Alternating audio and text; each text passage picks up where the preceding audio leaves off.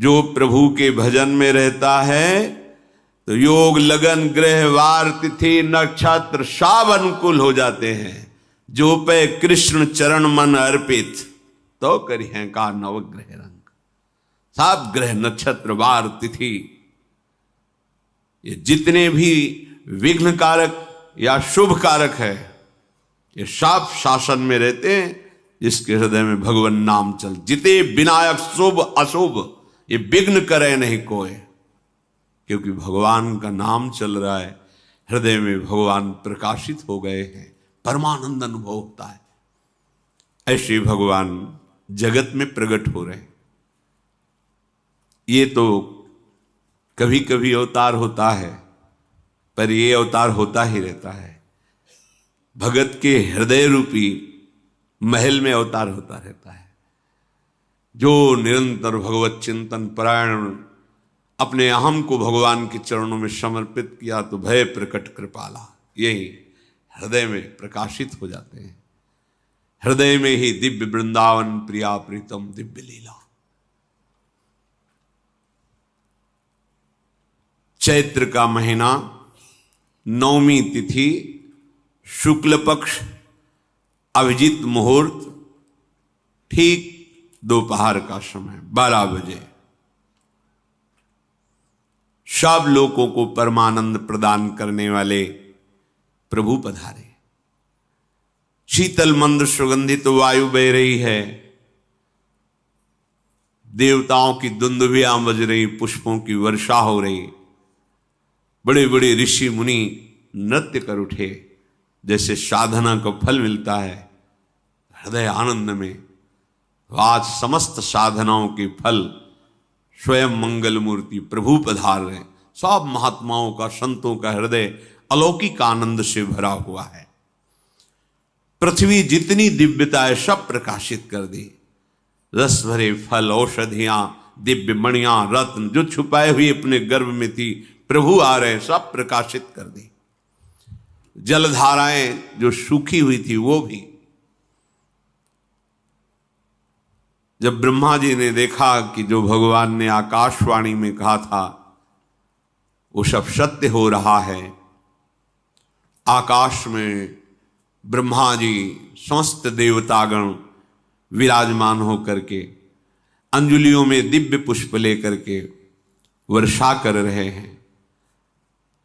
सुंदर सुंदर अलग अलग वाद्य बज रहे हैं। ऋषि मुनि देवता सब स्तुति कर रहे हैं। प्रणाम मुद्रा में सब खड़े हैं, क्योंकि समस्त लोकों का पालन करने वाले भगवान श्री हरि महाराज चक्रवर्ती सम्राट दशरथ जी के भवन में प्रकट हो रहे हैं। तो आकाश में सब ईश्वर कोटि के महापुरुष पुष्पांजलि अर्पित कर रहे हैं। उसी समय भगवान का प्रादुर्भाव होता है। भगवान कभी गर्भ से नहीं प्रकट होते, लीला होती है, ऐसा अनुभव होता है गर्भ है, पर पहले भगवान भगवान के रूप में प्रकट होते हैं, फिर वो बालक बन जाते हैं। कभी ऐसा कहीं नहीं मिला, अनुभव होता है ऐसा, समय से गर्भ रहा, समय से गर्भ बढ़ा, ऐसा अनुभव होता है, पर भगवान प्रकट होते हैं। इसीलिए भय प्रगट कृपाला दीन दयाला कौशल्या हितकारी हर्षित महतारी मुनि मनहारी अद्भुत रूप विचारी लोचन अभिरामा तनु घन श्यामा निज आयुध भुज चारी भूषण बनमाला नयन विशाला शोभा सिंधु खरारी कह दुई कर जोरी अस्तुति तोरी केहि विधि करो अनंत माया गुण ज्ञानातीत अमाना, वेद पुराण भनंता, करुणा सुख सागर, सब गुण आगर, जेहि गावहि श्रुति संता, सो मम हित लागी, जन अनुरागी, भयउ प्रगट श्रीकंता, ब्रह्मांड निकाया निर्मित माया, रोम रोम प्रतिवेद कहे, मम उर्षो बाशी, यह उपहासी, सुनत धीर मति थिर न रहे, उपजा जब ज्ञाना प्रभु मुस्काना, चरित बहुत विधि कीनी चहे, कही कथा सुहाई मातु बुझाई, जेहि प्रकार सुत प्रेम लहे। दीनों पर दया करने वाले, बात समझिए। बहुत तपस्या है, बहुत गुण है, बहुत बड़े साधक हो, बहुत बात अभी नहीं बनी। दीनों पर दया करने वाले। अगर हमारा भजन साधन बन रहा है, हमें भगवत चर्चा कथन श्रवण का सौभाग्य, धाम नाम रूप लीला, ये मेरे प्रभु की हेतु की कृपा है। आप एक बार भी राधा नहीं बोल सकते, कृष्ण नहीं बोल सकते, एक मिनट भी आप नहीं आ सकते, ये केवल मेरी लाडली की कृपा है। हृदय में किंचन मात्र गर्व नहीं, अभिमान नहीं। वो हमारे भगवान को बहुत प्यारा होता है, प्रियालाल को बहुत लाडला होता है। हमें प्रभु के अगर चरणारविंद के अनुराग में डूबना है तो विवेक से देखो है क्या पास हमारे। अगर कुछ भी दिया हुआ है भौतिक आध्यात्मिक, वो सब मेरे प्रभु का दिया हुआ है, तो गर्व किस बात का, अहंकार किस बात, तो दैन्यता आ जाएगी। अज्ञान से ये अहंकार बढ़ता है, ज्ञान से इसका समन हो जाता है। चाहे भौतिक हो चाहे आध्यात्मिक हो, मेरे को सब कुछ मेरे प्रभु ने तो दिया है। ध्यान देकर देखो तुम्हारी उपज क्या है, तुम भी तो उन्हीं के अंश हो। न तुमने शरीर बनाया, न संसार बनाया, तो फिर अध्यात्म तो भौतिक अध्यात्म सब कुछ मेरे प्रभु का दिया हुआ है, सब कुछ प्रभु में है, तो फिर अहंकार किस बात का, दैन्य हो जाओ। यंत्र कहे कि मैं दक्षिण की तरफ चलूंगा और यंत्री तुम्हें उत्तर की तरफ चलावे तो एक कदम चल नहीं सकता यंत्र, ठीक ऐसे ही तुम हो। पर यह ज्ञान न होने के कारण अहम वृत्ति को स्वीकार करके मनमानी आचरणों में उतर गए। अब तुम्हारा यंत्री माया हुई, यंत्रारूढ़ानि मम मायया। और यदि भगवद आज्ञा का पालन करते हुए भजन परायण, तो आप भगवान के हाथ के यंत्र बन जाओगे, महासुख में निमग्न हो जाओगे। जो दीनों पर सदैव दुलार करते हैं, माता कौशल्या जी को परम सुख देने वाले प्रभु प्रकट हुए। मुनियों के मन का हरण करने वाले प्रभु को सामने देख करके कौशल्या जी आनंद मगन हो गई। प्रभु कहां? सामने। आनंद क्यों मगन? नेत्रों से अश्रुधारा चल रही कौशल्या जी के। सामने देखा श्याम सुंदर विराजमान है, लोचन अभिरामा तनु घन श्यामा। ऐसी अद्भुत श्यामता त्रिभुवन में नहीं, ब्रह्मा जी की बनाई हुई नहीं, कोई ऐसी श्यामता जिससे उदाहरण दिया जाए कि प्रभु के श्रीअंग की श्यामता कैसी है। वो बस संकेत के लिए चंद्र शाखा न्याय के अनुसार भले कह दे, नहीं, प्राकृतिक ऐसी रचना ही नहीं है जो हमारे प्रभु की इंद्रनील मणि श्याम मनोहर वो है ही नहीं। वो सामने देख रहे हैं कौशल्या जी। ये भजन का प्रभाव है। अरविंदाक्ष कमल नयन, देखते ही चित्त चुरा जाए, ऐसे नेत्र हैं प्रभु के। अजान बाहु लंबी भुजाएं। और जब प्रभु जहां प्रकट होते हैं, चाहे वो कंस कारागार हो या अवधपति का महल हो, पहले वैभव से प्रकट होते हैं। ऐश्वर्य स्वरूप, समस्त आयुध, समस्त वैभव, दिव्याभूषण, बनमाला, 4 भुजाएं, शोभा के समुद्र, आसुरी वृत्तियों का, भावों का, व्यक्तियों का नाश करने के लिए प्रभु प्रकट हुए। इसीलिए प्रभु से भी बढ़कर प्रभु का नाम है। वो व्यक्ति का नाश नहीं करता, वो वृत्ति का नाश करके भगवत दासत्व प्रदान कर देता है। बहुत अपार महिमा भगवान नाम की है, प्रभु के नाम की है। प्रभु प्रकट होते हैं तो दुष्टों का विनाश करते हैं, लेकिन प्रभु का नाम जिसके हृदय में प्रकट होता है, दुष्टता का नाश करके उसे जगत पावन करने वाला बना देता है।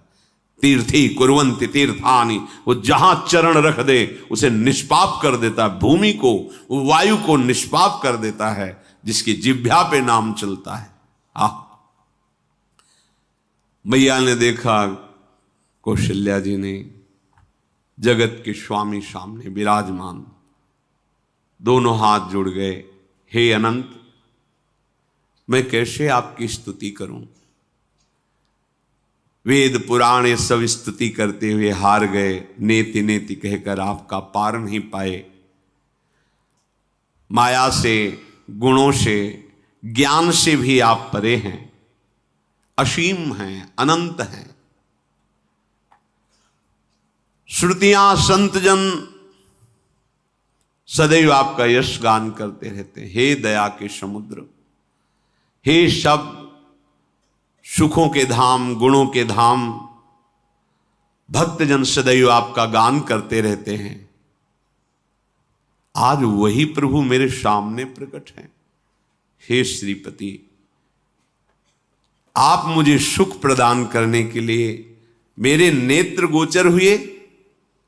अरे, जिनके रोम रोम में अनेकों ब्रह्मांड वास करते हैं, एक रोमकूप में अनेकों ब्रह्मांड वास, वो प्रभु मेरे पुत्र कहलाए, ये तो हंसी की ही बात है। मेरी बुद्धि विचलित हो रही। प्रभु कहां आप असीम महिमा अनंत विराट, आप मेरे पुत्र। जब ऐसा वर्णन कर रहे तो प्रभु मुस्कुराए।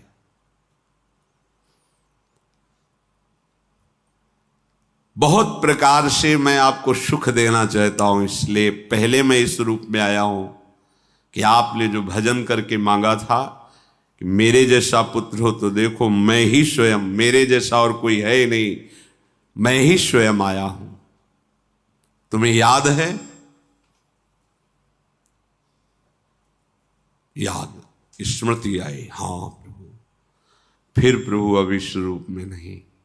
माता पुनि बोली सोमति डोली, तजहु तात ये रूपा, की जैसी सुलीला अति प्रियशीला, यह सुख परम अनूपा। हाँ हाँ प्रभु, याद आ गया। ओहो, अहो भाग्य, अहो भाग्य। तो फिर प्रभु ये रूप छोड़ो, और जो सुख देने के लिए आप पधारे हो वो रूप धारण करो। प्रभु, जब आप हमारे पुत्र बनने के लिए आए हो तो फिर शिष्य रूप धारण करो। जो ही माता कौशल्या जी ने ऐसे वचन उचारे तो सुनी बचन सुजाना, रोदन ठाना, होई बालक सुर भूपा, यह चरित जिगावहीं, हरि पद पावहीं, ते न परहीं भवकूपा। इतना सुनते ही सुजान भगवान श्री हरि नवजात शिशु होकर के रोने लगे। जो इस पावन चरित्र का गान या श्रवण करता है वो कभी दोबारा इस संसार में जन्म नहीं लेता है। भगवान के कैसे महामहिम चरित्र। देखो अभी भगवान प्रकट हो रहे हैं और उसका फल बता रहे कि जो भगवान की इस पावन लीला का गायन या श्रवण करेगा, दूसरे साधन बने न बने, निश्चित वो भगवत प्राप्त हो जाएगा। इसका फल ही है ये चरित जिगावहीं, हरि पद पावहीं, ते न परहीं भवकूपा। ब्रह्म ऋषियों के लिए, गौ देवता संत भक्तों के लिए स्वयं भगवान लीला सुख प्रदान करने के लिए अवतरित हुए हैं।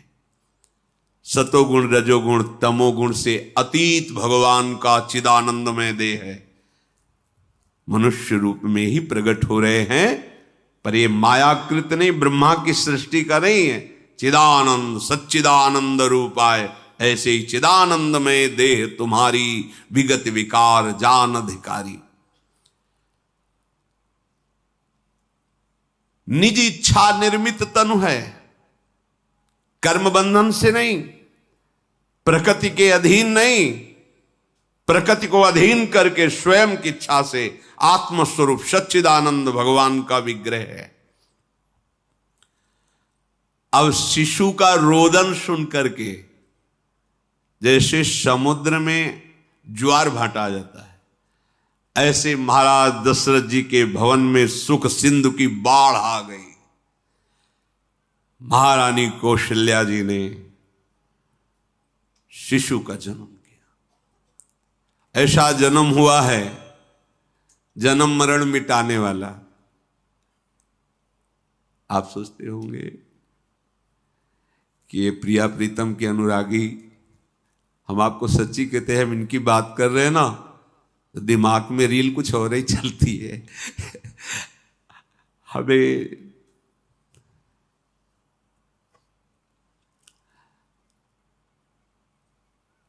आनंद की उमगन मेरे प्रभु है। कल जब इस प्रसंग का गायन करना है तो थोड़ा चिंतन कर रहे थे, तो जब जनकपुर की सीमा में भगवान विश्वामित्र जी के साथ पधारते, आगे प्रसंग आएगा,